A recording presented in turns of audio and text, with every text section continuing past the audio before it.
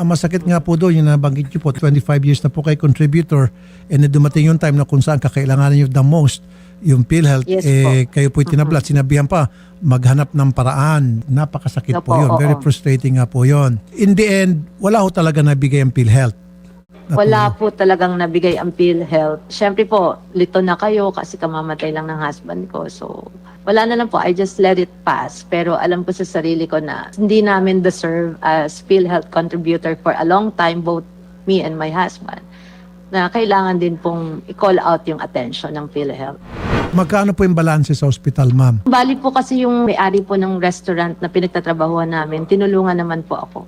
Sinagot niya po yung bill, binayaran ko na lang po yung mga professional fee ng mga doktor. Yun na lang po inatira sa akin. So nakaraos naman po kami sa ospital.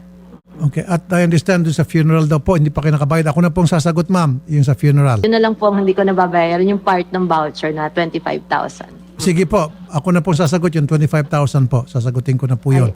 Ay, maraming salamat po. And then, nang dahil po sa inyo, masakit man po ito, kung hindi pa pala may nangyari kay sir, hindi pa mababago itong ganitong polisiya, babaguhin ko po yung polisiya na ito ng PhilHealth na kailangan 24 hours sa kababayaran. Pwede po ba akong mag-request din? Ang request ko nga po, number 1, mabago yung policy. Number 2, nire-request po sa kanila na sana ang mga tao na haharap sa mga kagaya namin grieving are psychology students or psychology graduates na they can empathize with people who are grieving or vulnerable at the moment. Kasi ayaw na po namin yung parang pinapagalitan kami, di ba po, or sinisisi while we are grieving. Yun po kasi yung na-experience ko dun sa parang supervisor ng PhilHealth. Wow!